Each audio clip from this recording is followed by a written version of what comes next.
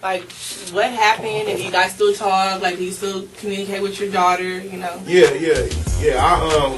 It's funny. Like, how did y'all meet?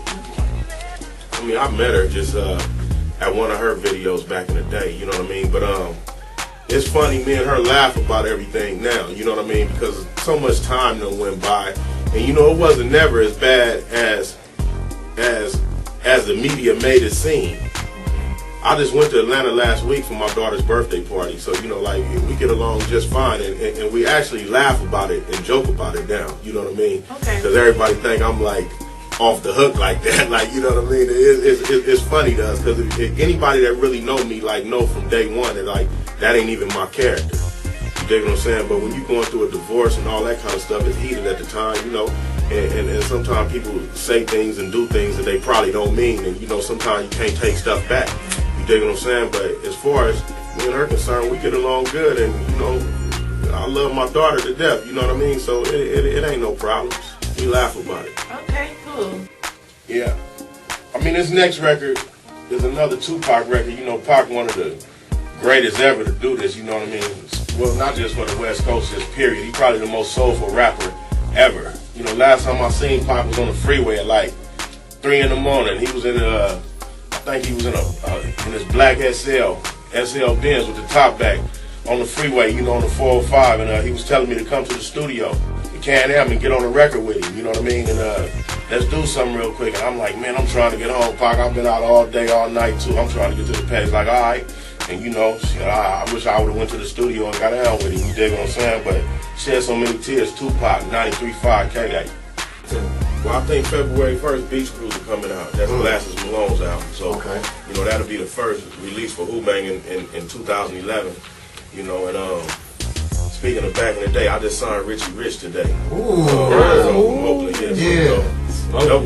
Double ain't lost a step. Double ain't lost a step. I'm telling you, Double can still go for 40. Yeah, like real talk. So, you know, I just did that. So, you know, we just gonna try to get it going. And we got a Mack and Malone record coming. A collab record with me and Glasses, you know, but I'm just hustling, man. Same thing, same cup of soup, reheated. Making it happen. That's what's up, Trey. I know you had some stuff. There's a couple questions I want to get into. I'm gonna save mine for later on. I just, man, as a West Coast dude, we listen to West Coast music, and it's like we love Mack 10, we love Ice Cube, we love Dub C, but that album was so hot, it was like, God dang. Right. And it's like for the people, like we in the radios, people in the industry, as fans out there, just like if you could briefly just touch on like what happened. Because you know what I'm saying, like we miss, like we get the Mack 1-0, we love the Mack 1-0, we love Ice Cube. What you want to ask? I want to hear what happened to the collaboration. Like all of it together was like something that just wasn't touchable. I mean, I understand totally. You dig what I'm saying, but West Side Connection ran the West Coast, the East Coast, everything in the middle, the down south. No disrespect, but it wasn't even cracking. Yeah, we set the tone for everything. It wasn't even cracking. We set the tone for everything. Everything. I am, you know, if I want to shine, I'm gonna shine. You know, and I know the kind of guy he is. You know, and to be honest, he put me on. Right. You feel me? But it was up to me to take the ball and run with it, and everybody know I've done that. Yeah. So you know, and Absolutely. hey, you know, like I said, well, to anybody that really know me, as far as me beating her down, like I'm really too cool for all that. Like that ain't even my character. Like if I gotta do all that, I would have bounced a long time ago. Like that's just bad business, period. Right.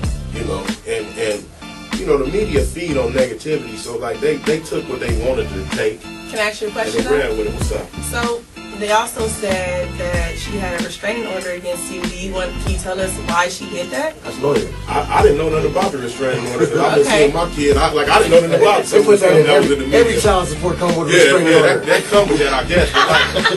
But like I just went to Trey? I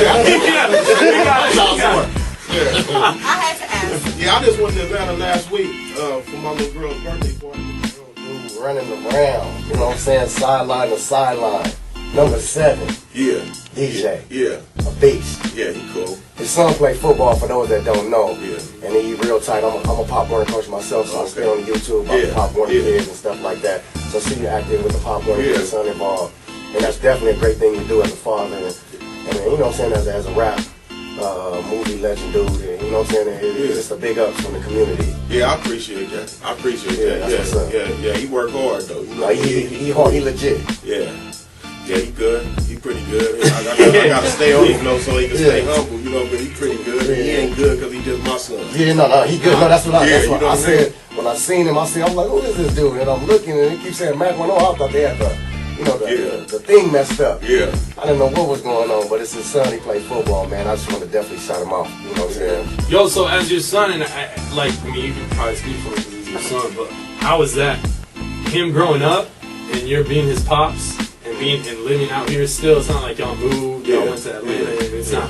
How was that for him and his friends growing up? Did his friends come over and kick it, and Matt, you're at the crib watching TV? It's like of course, out of I'm probably like one of the coolest dads, like out of all the dads, I guess. But all right. Yeah, but I always kept my kids kind of like out of the spotlight, really. Like, you know what I mean? I just wanted them to grow up and be regular kids. Yeah. So I kept like my family life always separate from the other life. You dig what I'm saying? Right. So like my kids grew up like regular kids. Mm-hmm. You dig what I'm saying? They gotta go to school every day, do their homework and do everything. Home school and none of that.